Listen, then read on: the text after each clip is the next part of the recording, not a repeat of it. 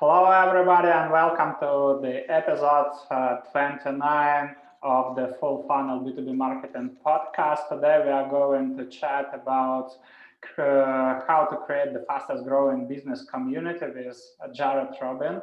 And Jared is a seasoned B2B marketing and sales veteran like me. He started his career in sales in 2006 at FedEx. And right now, he's a co-founder of the fastest growing community on the web for B2B professionals, Revenue Genius. So the link to this community is attached to the podcast description, so you can sign up and join this fantastic community. And basically, this community grew to 7K members in just 5 months because of great engagement and word of mouth. Now it has an own magazine, newsletter, and partnering with world-known tech brands. So that's a fantastic achievement. And we are going to nail the community topic, how to come up from idea and growth process to benefits for B2B brands. So Jared, thanks a lot for joining me today on your birthday. And by the way, happy birthday. Thank you so much. Super excited to be here, Andre. So I want to start our chat with a simple question. Why did you decide to create a business community as there are tons of them, and why Revenue Genius? We must be crazy. So yeah, I could tell the story, and I think part of the reason what made it easier for me to start a business, more specifically like a sales and revenue community, when others exist. Part of the reason that made it easy is I was a part of every other one, so I saw what was happening. And the others that are out there, the most prevalent, especially, they're wonderful, they're great. But we saw a need that they weren't addressing. And at first, it wasn't our intention to start a community. The community happened, and this is part of the reason why it's gained traction and why it's worked and why there's product market fit, if you will, with other communities. Day one, Galen and I met. The challenge that we wanted to solve wasn't to create another community day one. It just came about. Now, I knew the other communities that were there, and I knew that there were some gaps, but that wasn't what we wanted to address day one. What we wanted to address day one was the fact that there was so much programming during COVID, digital programming, webinars, and now Zoom fatigue is, pretty sure it's a word in the dictionary that'll be coming out in 2021. There were dozens of events every week from different companies, different people, different sales orgs, different sales trainers, different communities, and it was quite fragmented, and it still is. What I mean by that is everybody promotes their own events. That's natural, but there's no centralized place to find all the events. So if you want to go to a certain sales trainers event, you have to follow them on LinkedIn. Otherwise, you're not even going to know it exists. You can't Google it. You can't find it on Reddit. You can't find it in a community. So we essentially thought about creating the Eventbrite for sales and marketing, a place where you can go for all the events. Well, why didn't it go that way? And how did it go to community? So we didn't have the technological resources to build it as we wanted, but we still wanted to start going and execute without a website. So how did we do that? We built a LinkedIn message group, essentially with 4 people to start, and it grew to 38 people. And essentially we were just supporting each other's posts. We were supporting each other's, initiatives and sales stuff that they were doing, that everyone was doing in their lives. And we had a Google Doc that had all the events on it. So it was just on a Google spreadsheet, right? And then what ended up happening was we went from that to Slack because we were literally talking so much about everything, sales and life, and it broke people's Slack apps. So we realized the power wasn't necessarily in the list on a Google sheet that Galen and myself spent, a few hours compiling every Sunday for the week, all the events that we thought were the best or the most relevant. And so we went to Slack, and then we just started bringing people on. So we still kept that spreadsheet, but the more people we brought on, the less people knew about it and the less people cared. They cared more about the interactions with each other. So we let the market dictate what they wanted. Mm-hmm. And then, okay, now I'm part of other communities. Now I can say, okay, this is where the gap is. The people are the everything, and let's now address the gap, which the main components of was there were no communities in our view, and people will argue this, but clearly it caught traction that were 100% inclusive, that let anybody in from an SDR to a CRO, from the sales side, or an entry level marketer to a CMO, and that were accessible as well, meaning free or super low cost. So we teamed that up. We found that niche, and we truly believed we didn't want to just have it because it wasn't there, or at least in our opinion. We want to have, when I say have it, have complete inclusivity, because it was the way to truly build a diverse group and have diverse thought and get as closer to the truth as possible without self-regulating against that. So that's how we went there. We let the market dictate us. We let the people, they said they didn't want the list of events. They wanted to talk to each other.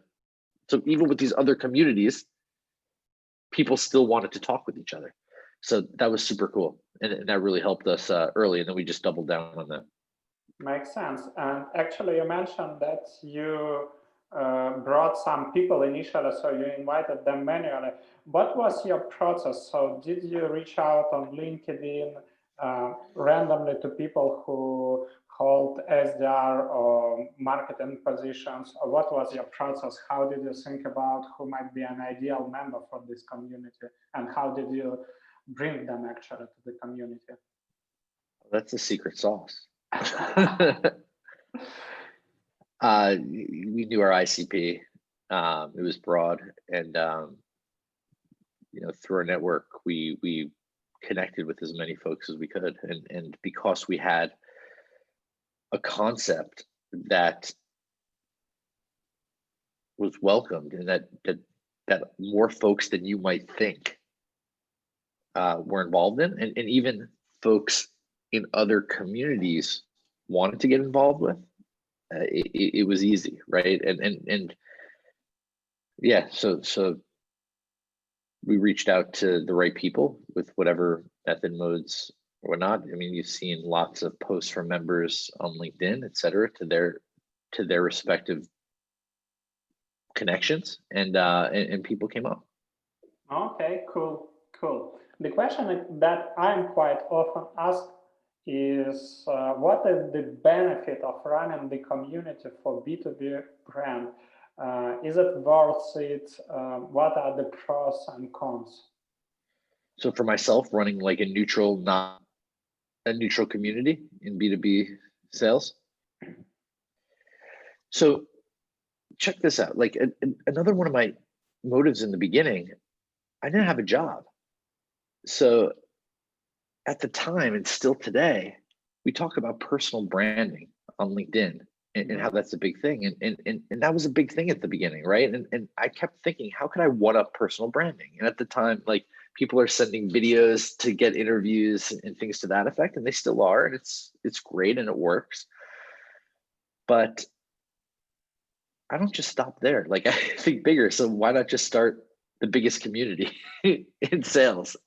I mean, you could argue that there's definitely some bigger, but I'm like, that'll surely put me on people's radar. So the benefit initially was to be more visible, potentially to get a job, and then over time, for myself, but clearly wanting to keep doing it, and maybe it would have became a side hustle, so to speak. But as the market was so tough and the community caught on so fast, I just focused completely on that. So the benefits now are,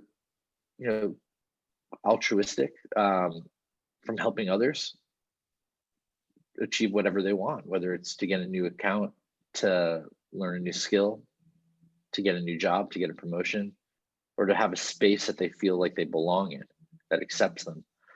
So yeah, I mean, truly, it's those types of benefits. And then when you have such active engagement, there are companies that want to be a part of that, and there's a business model around that. And when you grow that fast, and there's potential other business models that could be unleashed there. But the core is, let's give people a space they didn't have before. And you said B2B and all of this, but and that's true. A lot of these folks work in B2B, most of them. But let's give people a space for people, to help people and to help humans. And that's been lost in years ago. And I think right now people are starting to realize that more, whether it's with their outreach, connecting to a person directly, with their communication, and with running communities. It's always about the people. Yeah, and it totally makes sense because, people like to be connected with like-minded people. They want to share their knowledge, and basically that's part of human being, to share the knowledge, to engage with like-minded people. So it's more belonging to tribe. And at the same time, I have a really great example of Sales Hacker community. Initially, Sure. Sales Hacker was a standalone company or project, if you will. And I was connected to Gaetano, who was right now he is ex-VP of marketing. Right now Yep. he is VP of marketing at Nextiva. Basically, he grew Sales Hacker. Then Scott Barker came on his place. And Sales Hacker was sold to Outreach.io. But basically, what was great about this acquisition is that Outreach didn't brand Sales Hacker community, so still it's community for sales folks. But again, everywhere you hear about the value of Outreach.io in native way, of course. Nobody says you must buy this software because we own Sales Hacker or whatever. But basically, you become a recognized brand, and you become, let's say, a sort of not must, maybe it's not an appropriate word, but a software that should be considered by salespeople. And this is exactly software for salespeople. And I believe that's the biggest benefit of running non-profit communities. So you become a recognized and trusted vendor in your space. What do you think? So you're talking from the perspective, the anecdote of Outreach purchasing Sales Hacker to help with the trust, right? And to help with the community. I thought it was a beautiful move. Sales Hacker is an awesome community, an awesome media platform. Outreach is a great company. So yeah, there's two angles to look at there. And this is something that a lot of SaaS companies are looking at. Do they build their own community, or do they dive in and purchase another one? And does that help? If you're purchasing another one and rebranding it to your stuff, and so if Outreach were to buy Sales Hacker and change it to the Outreach community, I think that would be an error, and I think that they realize that, and that's why they haven't, right? They operate independently, and that's great. So it's extremely difficult for many reasons for a SaaS company to build their own community. And one of them is when you're selling a product to a community of people, there's clearly ulterior motives from just wanting to help people. And even if there aren't, optics wise is really difficult, right? And it's hard to really scale it past. So you could have your customers in there, you could have your prospects in there, but people that aren't might not think that they find as much value with that. So that's the reason to go elsewhere. But yeah, there's a tremendous value, and I was even thinking through how much value a community could be integrated with the tech stack even. Like think about this world. You have a sales engagement platform, whether it's Outreach or SalesLoft, right? And other platforms there. And imagine you have your outreach cadences. You have your cadences for email, I should say, and they're not doing that well, right? Like open rates aren't that good. Replies aren't that good. Your meetings aren't where they need to be. And you're an SDR, or you're a full cycle rep, or you're an AE, and you're dealing in your, your sales loft system.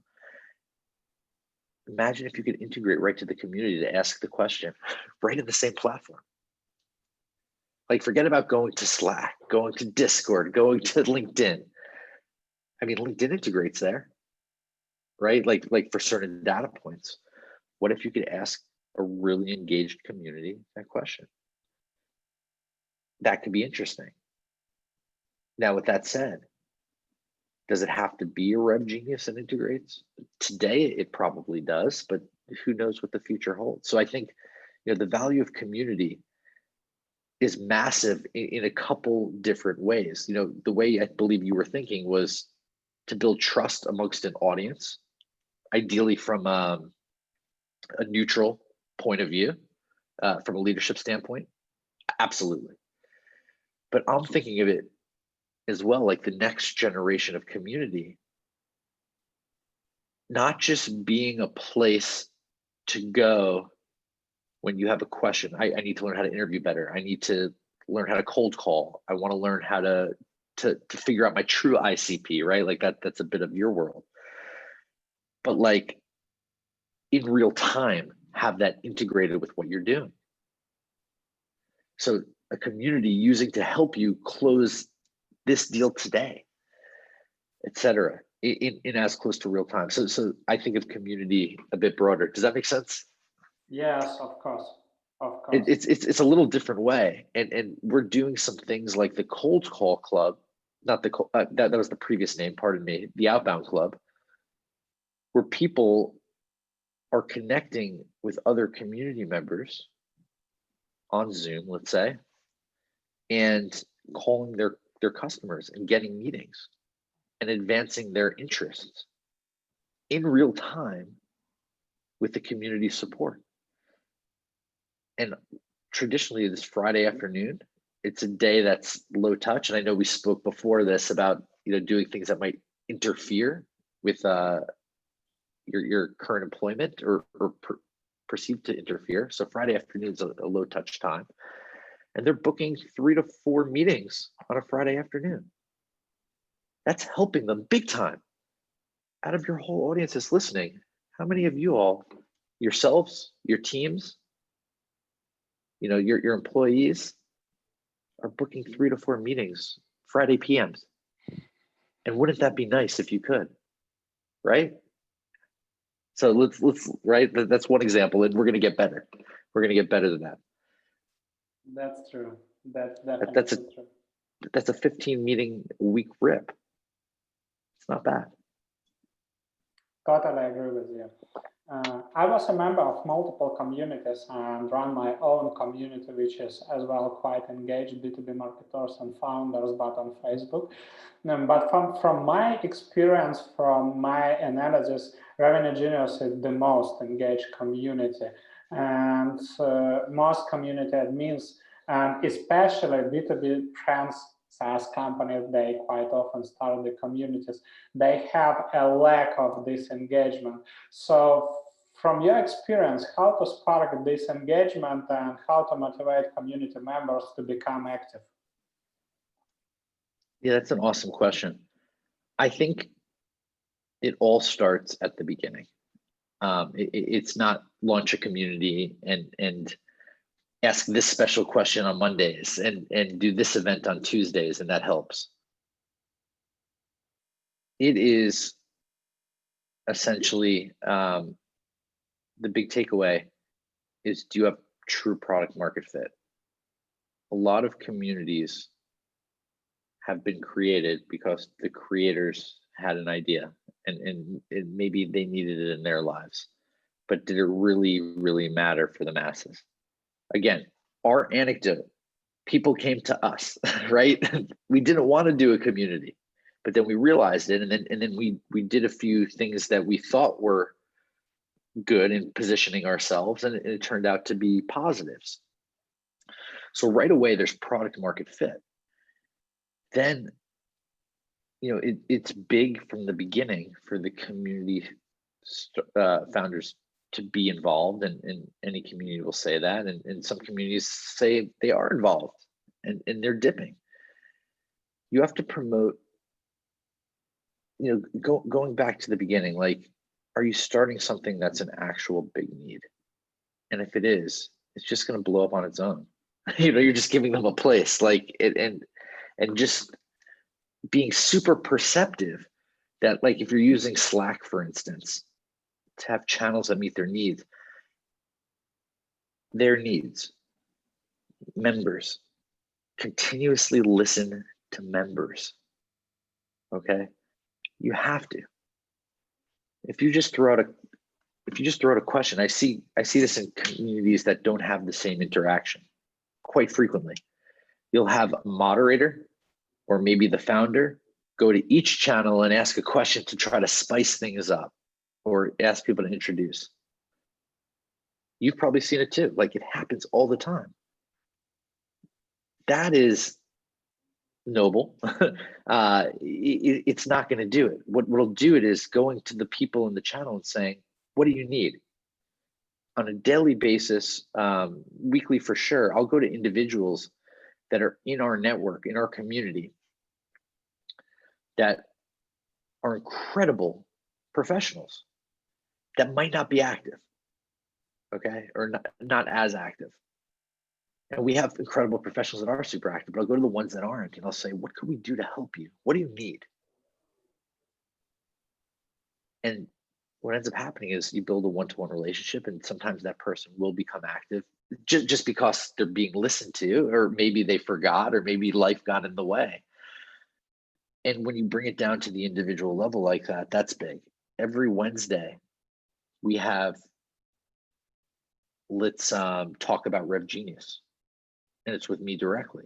We have 7,000 people, but I want to hear about what's going on in your life, what we're addressing well, and what we could use better. So one of the big things, on the other end of the spectrum, so you asked about the community and getting engagement up. But what if engagement's really high and your community is growing quite a bit? And this is a good problem to have, granted, because more communities don't have this. How do you not churn people? Okay, you have 7,000 people in a Slack instance. You have a marketing channel. You have a woman in sales channel. You have very high level stuff.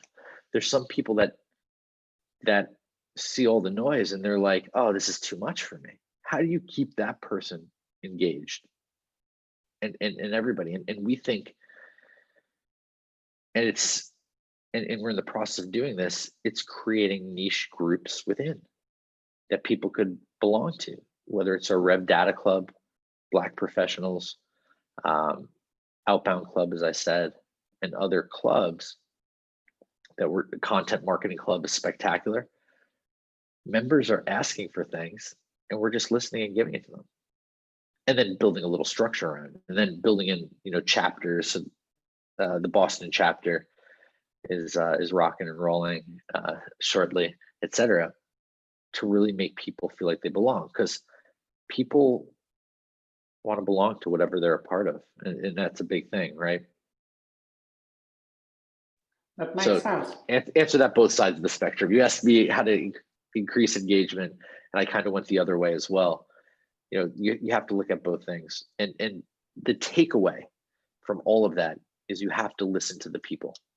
The further away you get from the people, the more difficult it is. And in the beginning, it should be very easy to get to the people. I said we have a LinkedIn group with 38 people. Galen and myself were 2 of 38. We listened to every single person every day. We had the bandwidth to. Now that we don't, you have to put in systems to do that. And there's a reason why people joined. Understand that reason. If they just join because they're being your friend, you might not have product market fit. If they join because you're solving a need, but now they're not active, well, are you still solving that need, or have you unintentionally pivoted from solving that need? That happens all the time. There's people talk about obvious pivots. There's a lot of times where there's some subtle pivots that might not be as conscious for the person doing it, whether it's a pivot, something as simple as we have a weekly call and now we have a weekly webinar, where it goes from phone to Zoom. Did that blow people out? You have to be very conscious of all those little things. Cool. So I will try to wrap it up. Basically, the process is you started with a group of friends or colleagues, and actually you supported each other, and you started to chat, what are your needs, what would you like to have. You had at least a spreadsheet of all the marketing and sales events. So then we tried, because you communicate too much, you decided to go to Slack, and basically that's how then you started to invite people. People were joining, and just a great idea that you mentioned, and I love it. So you started to onboard new members, and you chatted with them, asking what's going on in your life, in your career, what kind of advice are you looking for, how can we help you. Based on this, you started to create a niche groups or niche channels in Slack, if you will. And in this case, you didn't overwhelm people with like bunch of channels. If they want to join a specific channel, they can easily find it and join and get notifications only on things that really matter to them. And they can chat with like-minded people or people who are at the same position like them, like SDRs, or as you mentioned, women in sales or whatever, founders club, content marketing club, etc. And this makes community really engaged. So basically, Revenue Generals is a huge community which consists of micro communities. Am I correct? Don't tell anybody, but yes. Okay, perfect. So now we nailed it. And my question is, because I believe lots of our listeners have this question, how much time should you invest into a community to make it thriving? I think that's, I don't want to use it's dependent, right? Like, how much time do you have? How much do you want it? But right? Like what are your intentions? If your intentions are just to do a fun side project to help you, invest whatever time you feel is necessary. What we're doing for Rev Genius, we're investing 12+ hour days. Do you need to do that? Well, what are your goals? Not everybody has 12 hours after 6 p.m., right? Like, imagine that. Give 12 hours from 6 p.m. to 6 a.m. Well, you're not appeasing your time zone at all doing that. You know, as with anything, if it's a side hustle versus a main thing, what time do you have to give? And do that. Like, you could invest 1 hour a day, but keep in mind, anybody that invests 1 hour a day, you're talking about all these communities that aren't working. How do you spur engagement? Show up for your members. Keep showing up. If you don't show up, why are they going to show up? Think about that. If the founder is not showing up, why are the members going to show up? Makes sense. Totally agree with you. But here is the tricky thing, you know, about this question, because in some cases, especially if you are just starting, maybe 1 hour is definitely not enough to grow this community. And especially in the beginning, that is great. As you mentioned, you had a group of 38 people who were like tightly connected, and that's, let's say, this was a foundation of the community. So they were engaged in all conversations that were happening on Slack, etc. They became the initial ambassadors.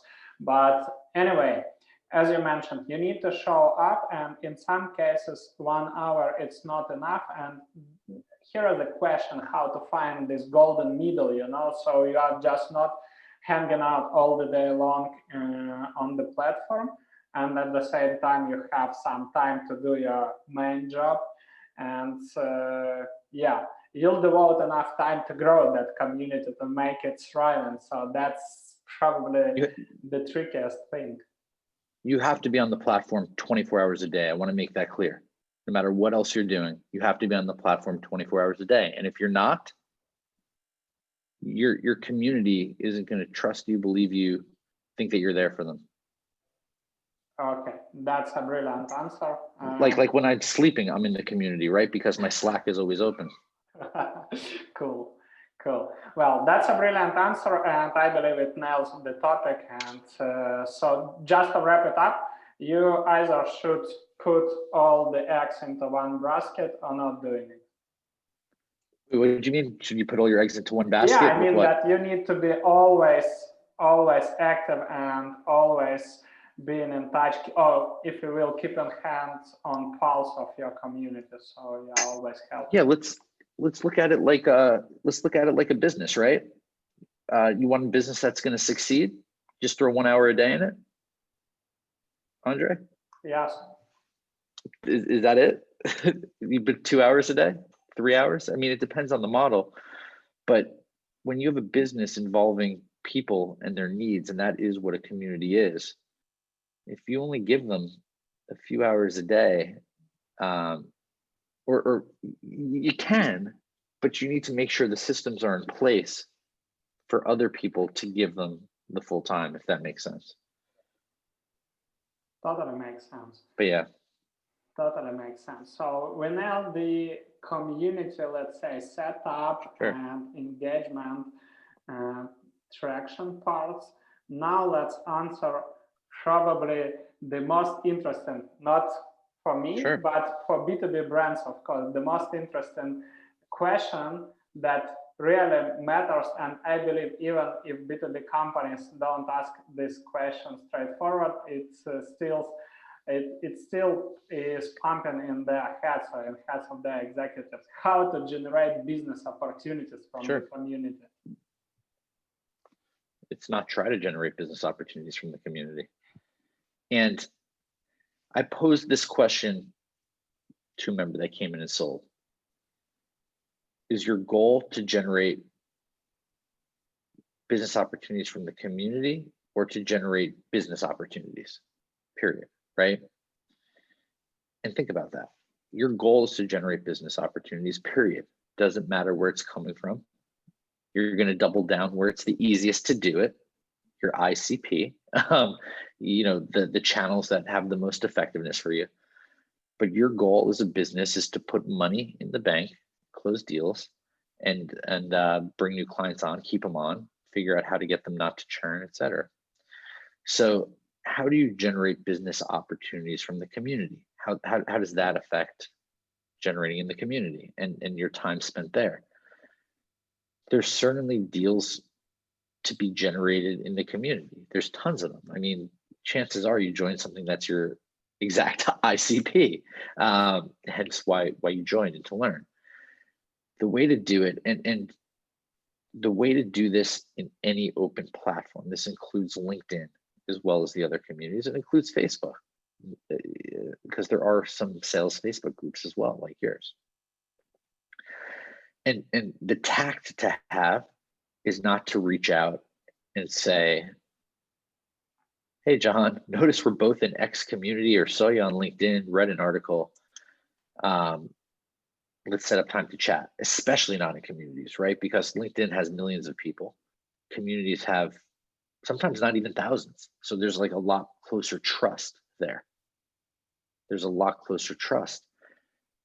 So people are more sensitive to true sales. You're in a sales community, right? Like, so from our standpoint, it's a sales community. If your title is account executive, of course you're trying to sell your product.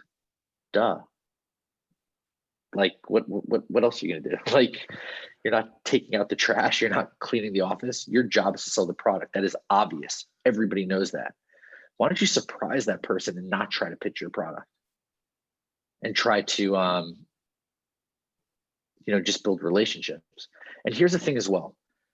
because there's a couple levels to pitching your product. There's the outbound level of pitching, which is obvious. That's the, as I call it, what financial advisors do all over LinkedIn right away. You've seen it. It's really easy. And then there's the slow play pitching your product, which is obvious as well. It's like, hey, what's going up on, right? Like, notice you run a really great company. How's that going for you? And you're just thinking in your head, okay, when's it coming? When's it coming? When's it coming? That's not good too, right? You have to be genuinely invested. So what I gave advice to that person that I said they were coming and pitching their product. And I said, stop. Instead of pitching your product, try this. You need help getting more sales potentially, right? Like that's why you're coming out so aggressively first. If you didn't, you could tell. If you didn't, you'd slow play it more. The people that come out the fastest tend to be behind the eight ball, whether it's in their quota, their attainment, et cetera, because the ones that are at it tend to know this finesse. So instead of saying product XYZ can meet your needs, why don't you say, hey guys and ladies, hey all, I need help getting accounts. Can somebody help me? Well, that's awesome, right? Like, what aspect do you need help with? I can't get meetings. Great. What have you tried? This, and this. Awesome. So now you get somebody to empathize with you, and instead of trying to sell that one person helps you sell everybody, and not necessarily in the community. So you're getting a bigger multiplier in returns than getting. So if one-to-one you try to sell something and you get turned down, that person has a bad feeling of you. One-to-one you ask to sell something, they have a great feeling of you. Everybody has a great feeling of you, and you learn to do it the right way. And you have people that are your advocates, right? Like you should be doing that in all networks and in all ways. And I get it. A cold call is a cold call, and you can't do it there, and you can't necessarily do it in email, but in a social platform, be social. But that's a really interesting and definitely unconventional approach, because usually people tend to think about the community like a group of people. Okay, they have 7,000 people inside the community, so that's a huge opportunity. I can join, I can just present myself, then I can scrape the data, because there are multiple software that will help you to scrape the data from LinkedIn, from Slack as well. And then I will just put all of these people into cadence sequence and pitch my product. That's a traditional approach. And you're going to ruin the community. You single-handedly will ruin the community and not give that for anybody. Fish in a barrel. Did you join that community to get sold? No, I joined the community to sell others. Slow down. Everybody else is the same. Slow down. Don't ruin it for everybody. Let's help you get business. You want help? We're here to help. That's great. And at the same time, you can present yourself, you can present your challenge and say, like you mentioned, I need a help. I need to get more accounts. I need to generate more meetings. And now people inside the community might be interested and ask, okay, Andre or Jared or whoever, what's your business is all about? Can you please present your product? So now you need to give more details about your product, about your target audience, and the challenges your product solves. And basically, some of people, especially, of course, if you are selling to this group, they might say, wow, that sounds interesting even for me. May I take a look, or can I chat with you? Because they don't treat you as a seller. They treat you as like a like-minded or fellow community member, and they want to help. And basically, just because of this, they might be more loyal during the demo call. Of course, if this product is relevant to them or service is relevant to them. And this is fantastic. And at the same time, you can chat with them and think about any ideas, how can I reach out to my target group? And you can get multiple ideas.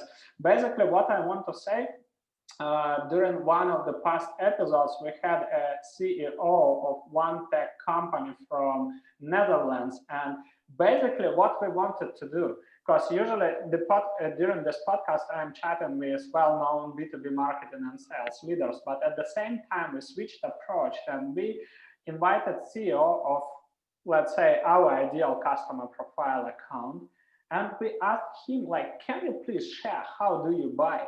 How do you want to be pitched? How do you want to learn about the potential vendor, etc.? And it was mind blown. It was a blast because you know, if you are in marketing or in sales, you can hear in real time and learn from the CEO of your target group. So he shared the process, how does he buy, and that was fantastic. Basically, at the end of the chat, we didn't say nothing about our service, and we know during this podcast we never mentioned that we are doing this or that stuff. And basically he asked, I love it, so like, what you are guys doing? So we quickly described what we are doing, how do we partner with B2B tech companies, and he said, like, well, this is very relevant to me, let's discuss, let's chat. And that's probably another part of what you have shared. So instead of just spamming and trying, you know, just to play the game of numbers and generate some opportunities, you can become a relevant part of this community, build a good relationship, present your product, and at the same time, you can generate or you can leverage collective minds, you know, collective ideas on how to approach your target group. That's fantastic opportunity. I mean, let's look at Rev Genius as a case study, okay? We have a business model, right? How many outbound emails or conversations, outbound cold calls have I done? And we have sponsors coming in. The answer is 0. Yeah. Like, the proof is in the pudding. We're putting out all of this value for so many, and people are seeing it and they're gravitating towards us. And even if they're not gravitating, there's other people that give the warmest introductions. Once in a while, you know, we'll ask for one, but it doesn't get turned down because of the tact that we have with it. We don't have sequences running. will we one day? I'm sure we'll have to, you know, eventually, but it's not going to be the same. I mean, I'm sure it's a possibility, right? But the takeaway is, when somebody comes into our community, if we have the VP of marketing for whatever big company that invests so much in sponsorships, let's say, you think I'm onboarding them and asking them for their business right away? Absolutely not. Absolutely not. Sometimes we'll say, how can we do something together? You know, put you out there to a community of 7,000 people and just give value. You know, the value we have the ability to give is there, and we do it. And we spent a lot of time building it up. So we spent all this time building a product that's worth buying, as many SaaS companies have and do. And now when we're ready to quote unquote sell it, you need to be conscious, and especially in a community, but like with sales in general and trying to sell in a community, you have to finesse it. And finesse meaning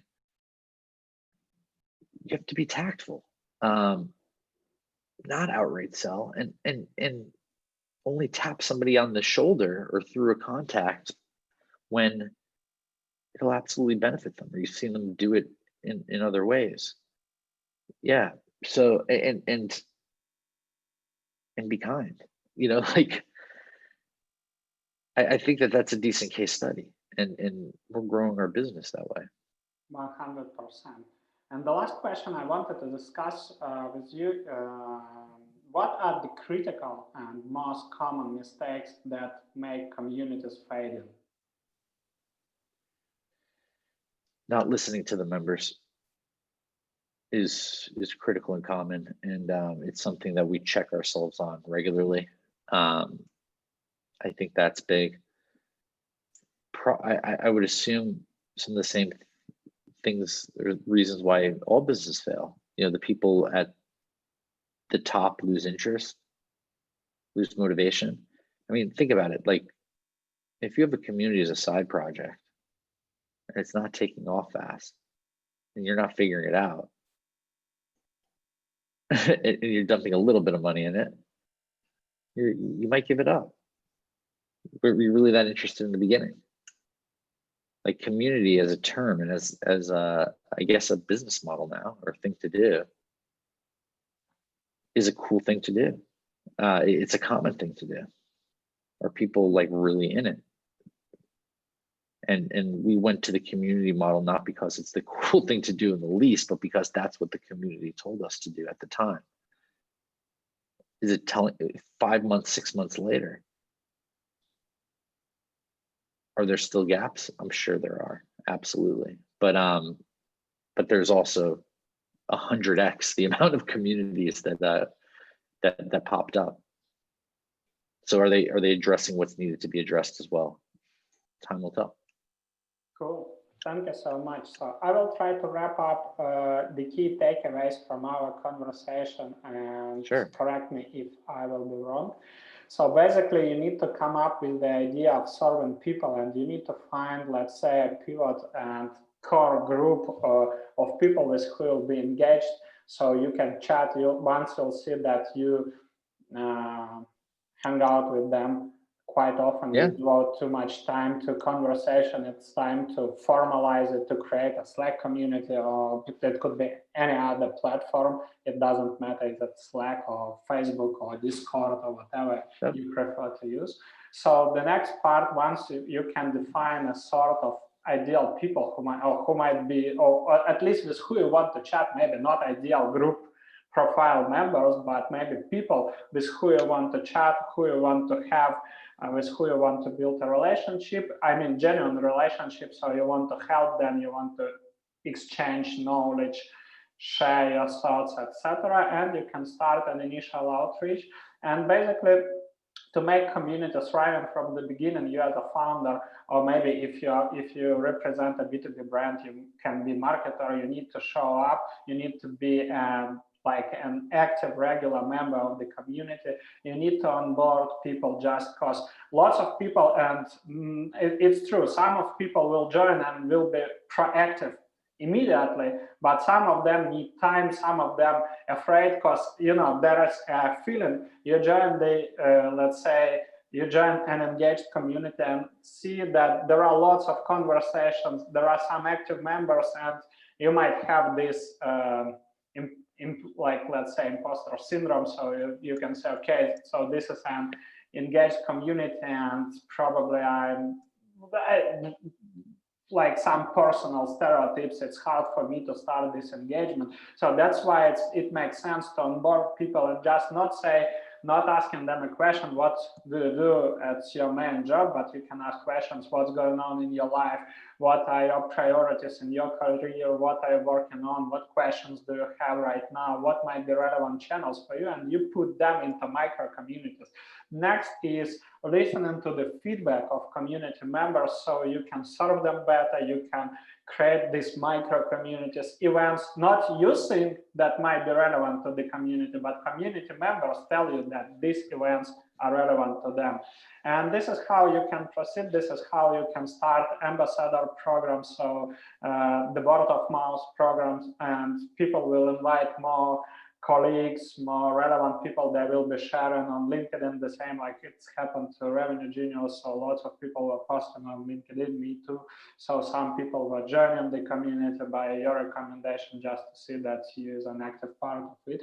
And basically, next step is not treating the community as a business opportunity in terms of outbound business opportunity. So there are 7,000 or 10,000, doesn't matter what is the number of community members, so I can just scrape this data and spam them all.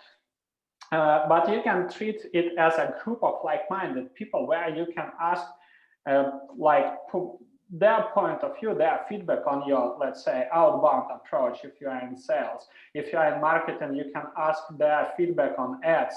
I don't know, on your message, on your marketing message, on your marketing content or whatever. People might be interested. They might be asking questions, what you are doing, what is your product all about? So they can learn more, and they might be really interested, especially if you are selling to this target group. So they might become naturally interested in your product and might help you. And as well, the biggest benefit I'm thinking about is that you can like improve everything. You can improve your sales scripts, you can improve your outbound message, you can improve your marketing content or whatever you are doing. And this is fantastic opportunity. So, and basically you start building a relationship and you become a recognized brand in this space. That's simple. That's the biggest benefit. But at the same time, if you are community, let's say if you are a community founder or your company is community founder, you don't need to brand it everywhere, put in your logo saying that we are hosting this community, etc. Basically, this community is for people, not for brands. And the biggest benefit for you is that just because, as we spoke, you need to show up regularly, and your team will be recognized and associated with your brand. So that's how personal brands will improve and increase brand recognition of your company, of your product. And that's how more and more people will be associating your community with your brand. That's simple. And that's how you'll generate a branded search and improve inbound inquiries, which from my point of view is fantastic benefit. And the last part, which I believe totally makes sense, you as a product owner, you can always ask a feedback from a target group, and this is fantastic. If you are thinking about what can be improved in your product, what feature should be released, how can you improve your service, or just a simple question, how you want to penetrate into new market vertical, how can I do it? And you just leverage the collective ideas. That's fantastic. Am I correct? So as the community owner, you could do that. As a member of the community with a product, you have to work with the community founders if you want to do that. You can't just do that, because that's a way of selling and promoting your product. Yeah, right. You have to be very, very careful. And one thing to add, it's not just listening to feedback, but being empathetic. Empathy is a secret sauce. If you don't know what empathy truly means, look it up, audience, because that's a secret sauce with all of sales, really. It really is. Somebody who's empathetic knows not to reach out a certain way because they've been reached out that way. They know how it feels or how it must feel. Somebody who's not empathetic sprays and prays. Cool.